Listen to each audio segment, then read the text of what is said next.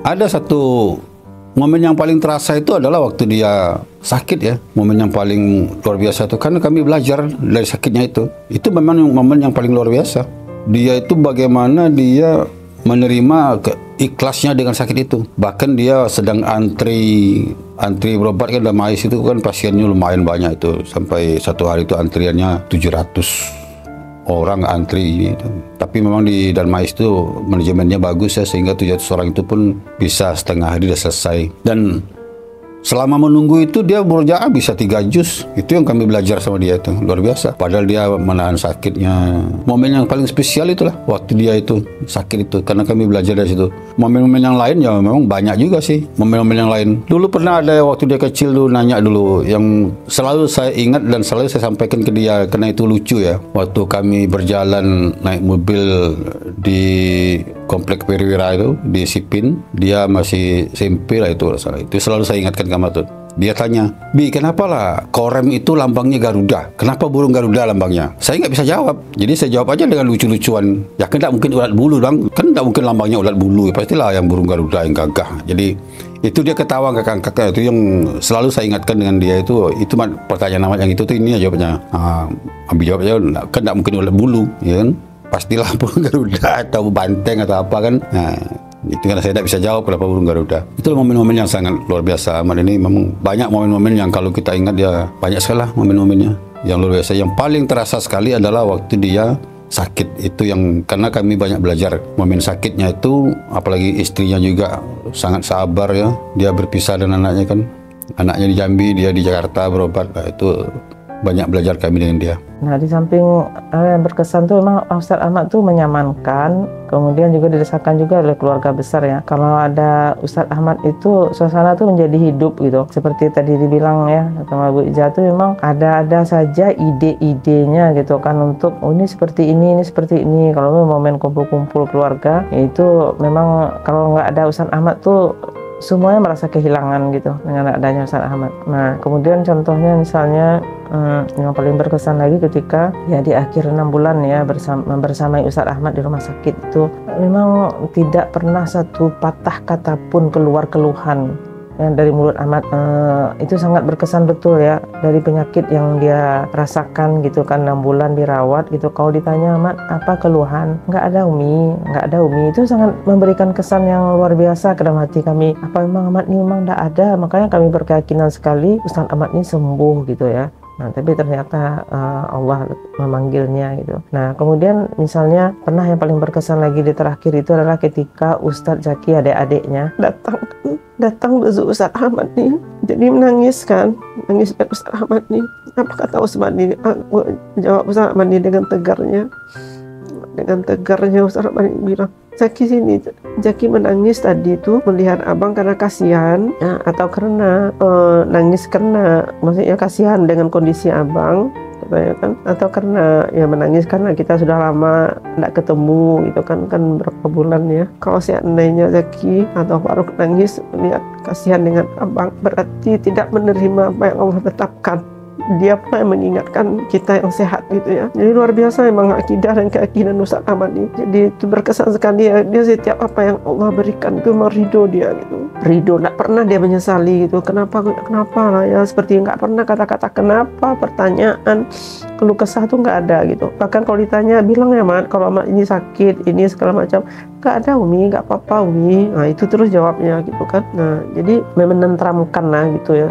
Jadi betul-betul menenteramkan setiap kata Ahmad nih. Jadi itu yang paling berkesan tuh ketika dia bilang menangis karena apa gitu, karena kasihan melihat dia, berarti seperti tidak terima dengan apa yang Allah berikan katanya. Tapi kalau seandainya menangis karena rindu, kita sudah lama tidak berjumpa, itu nggak apa-apa katanya. Itu yang paling berkesan sampai sekarang gitu ya. Kata-katanya itu betul-betul menguatkan kami gitu. Yang sangat berkesan dari Ustadz Ahmad ini di saat-saat terakhir ya, alhamdulillah Allah mengizinkan Ibu hadir ya waktu saat-saat terakhir Ustadz Ahmad. Saat itu Ustadz Ahmad sudah pakai alat bantu untuk bernafas ya, udah sesak gitu ya, udah sesak nafasnya, mungkin karena sudah menyebar ke paru, kankernya sudah menyebar ke paru juga, sehingga sudah terganggu dia untuk bernafas, dipakai alat bantu itu ya. Nah, dalam kondisi seperti itu tidak berhenti dengan tilawahnya seperti itu ya. Ketika Ustadz Ahmad karena sudah sangat sesak, sudah sulit untuk tilawah sendiri, nah dimintanya semua kami yang hadir di sana untuk tidak berhenti tilawah, dan beliau ikut mengikuti, dan nampak dari lisannya yang ikut bergerak mengikuti bacaan tilawah Al-Quran itu gitu sampai akhir hayat beliau itu ya. Itu kalau nggak salah 2 atau 3 hari terakhir itu ya, lebih 1 kali khatam gitu ya kami ini, dan itu terus diikuti oleh Ustadz Ahmad ininya itu ya, dekatnya beliau dengan Al-Quran gitu. Yang paling berkesan dan paling saya syukuri ya selama hidup di dunia ini, dulu waktu kami sama-sama di pondok pesantren itu kami berlomba-lomba menghafal Al-Quran. Alhamdulillah saya di kelas 8 waktu itu ya, atau kelas 2 SMP, beliau di kelas 11 atau kelas 2 SMA. Nah itu kami walaupun terpisah asrama, terpisah kelas, itu alhamdulillah sering menghabiskan waktu bersama, khususnya di jam-jam mandiri. Alhamdulillah diisi dengan kegiatan-kegiatan yang positif ya, seperti main badminton berdua, kemudian ya jalan-jalan keliling-keliling sambil cerita-cerita, saya sambil curhat juga gitu ya, dan nasihat. Nah yang paling berkesan dan paling saya syukuri adalah yang mengajarkan saya menghafal Al-Quran dengan cara yang selalu saya pakai ya, yang selalu saya pakai sampai alhamdulillah saya menyelesaikan hafalan 30 juz, itu beliau yang mengajarkan ya. Itu Ustadz Ahmad,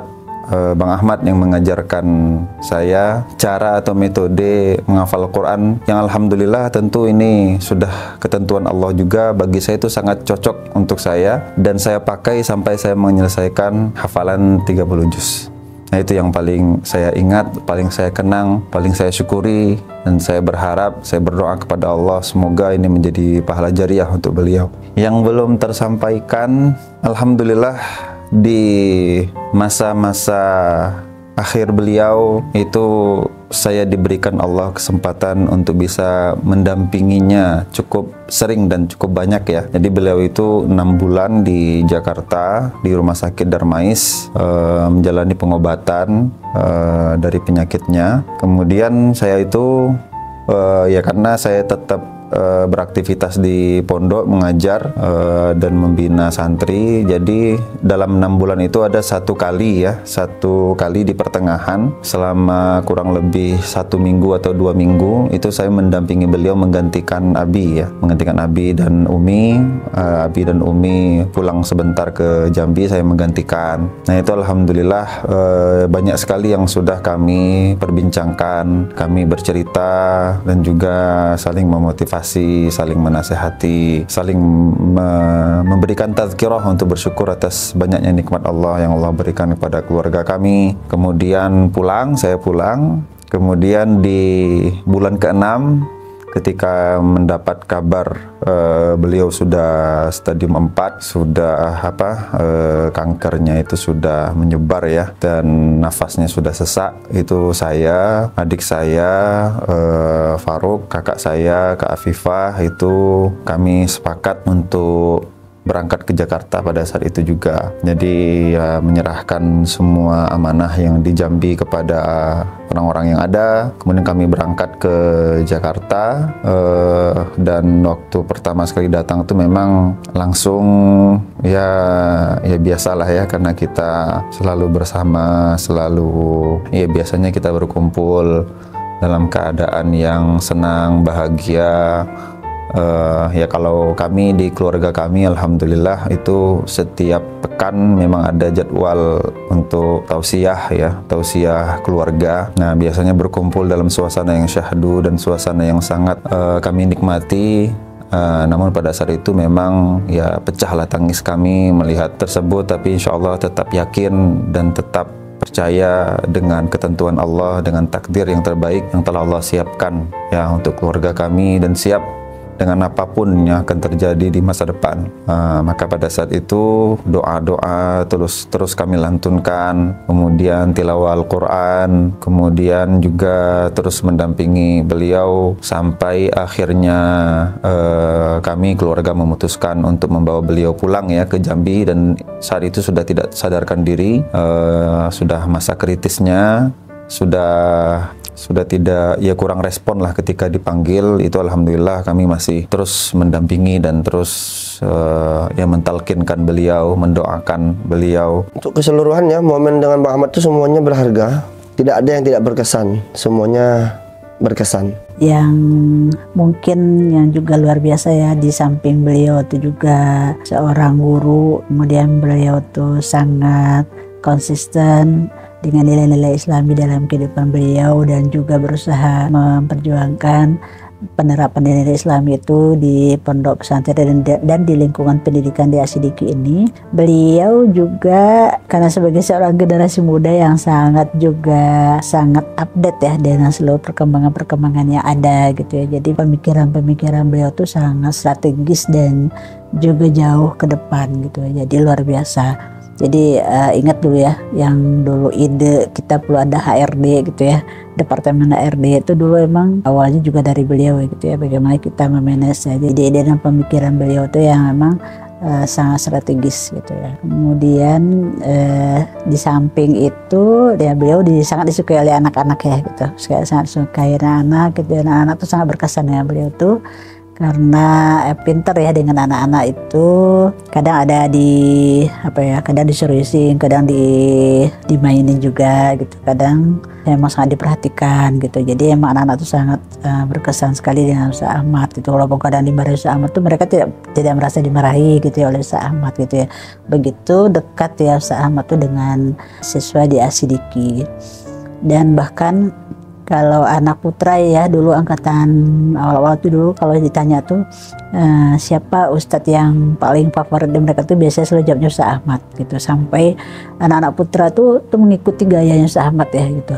Mulai dari motornya Ustaz Ahmad, mereka bilang nanti kami pengen beli motor seperti Ustaz Ahmad. Bilang sama orang tuanya gitu. Jadi sama orang tuanya selalu bilang jadi pengen ustadz tapi gaya seperti Ustaz Ahmad gitu. Walaupun beliau seorang ustadz dan pemikirannya luar biasa, tapi tampilannya keren ya, maksudnya itu bagus gitu. Jadi anak-anak sangat menyukai ya, terutama anak putra gitu. Saya juga dulu banyak suka cerita ya dengan wali murid ya, mereka bercerita ya ini semuanya nih ketika anak pengen beli katanya motor kayak Ustaz Ahmad gitu ya, pengen ini kayak Ustaz Ahmad gitu. Jadi ternyata bukan hanya di beberapa ya wali murid gitu, banyak ya wali murid yang ternyata kalau ketemu anak-anak mereka tuh cerita pada mereka bahwa mereka tuh seperti Ustaz Ahmad gitu. Jadi mungkin luar biasa pribadi beliau. Jadi ketika beliau dipanggil oleh Allah, bukan hanya keluarga beliau ya, tapi seluruh keluarga besar Asidiki, bahkan seluruh siswa ya yang mungkin pernah belajar dengan beliau tuh sangat merasa kehilangan sekali.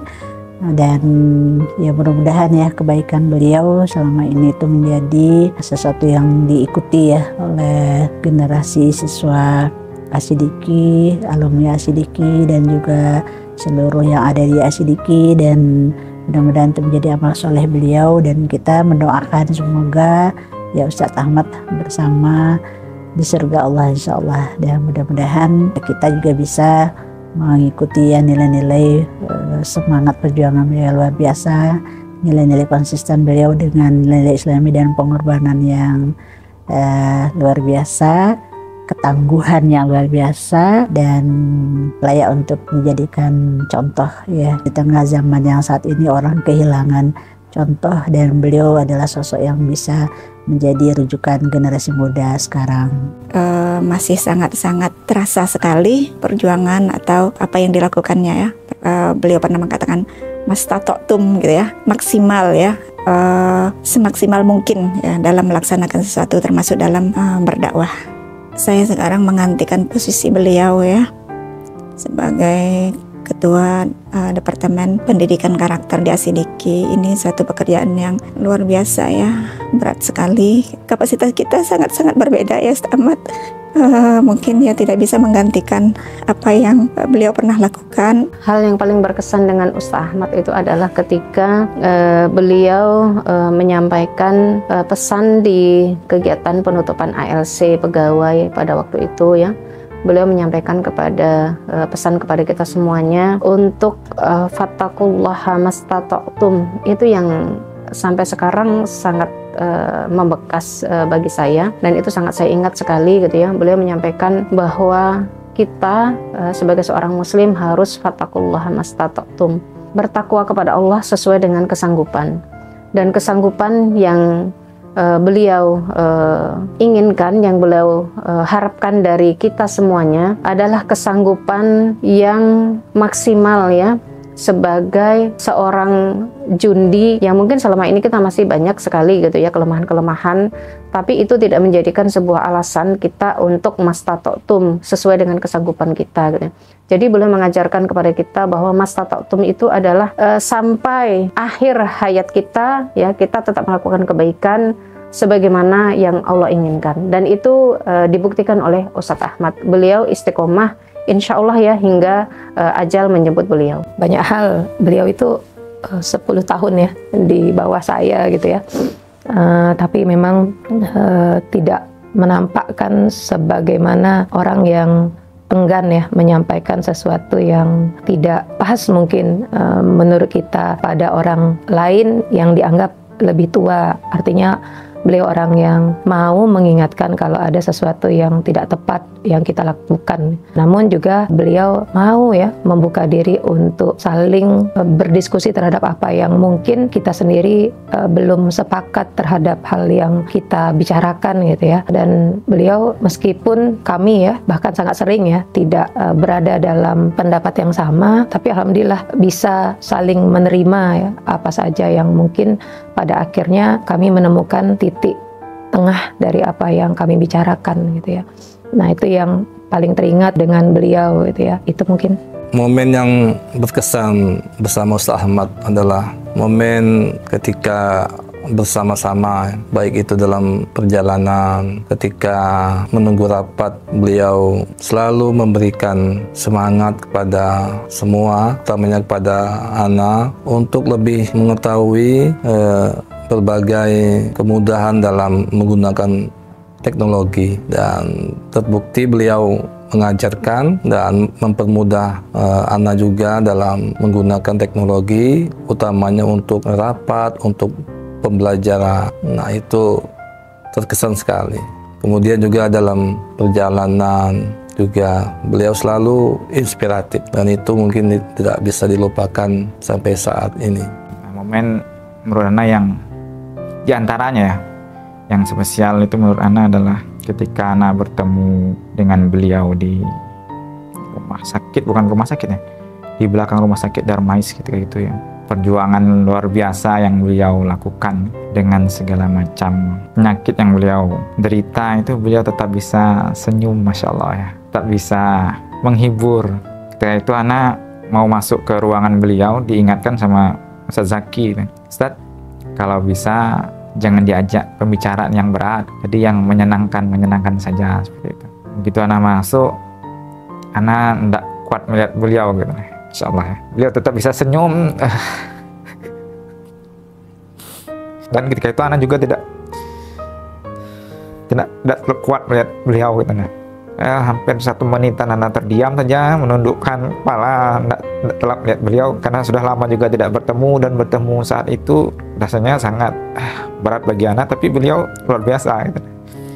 Tetap wajahnya yang ceria walaupun kondisinya sangat kritis menurut Ana ketika itu. Dan saat itu tidak ada beliau menceritakan keluhan-keluhan, dia selalu seperti biasa, tidak sakit gitu. Nah, dengan ceria beliau ngomong seperti ini, Ana merasa, "Duh, kok kayak ada sakit," gitu beliau kan. Itulah yang sangat sulit Ana katakan ketika itu, karena di tengah keterpurukan beliau sakit, tapi beliau bisa tetap senyum, ceria, dan dan ketika itu Ana teringat semua momen-momen akhirnya, momen-momen di mana beliau bermain bersama. Itu ketika itu ingat semua. Ana bayangkan kalau beliau nanti sembuh bisa main futsal kembali ketika itu, main tenis meja kembali, karena beliau ini orangnya ceria ya. Main futsal pun juga ceria, serius tapi tetap menyenangkan, main ya segala macam. Yang bersama beliau juga tetap orangnya ceria.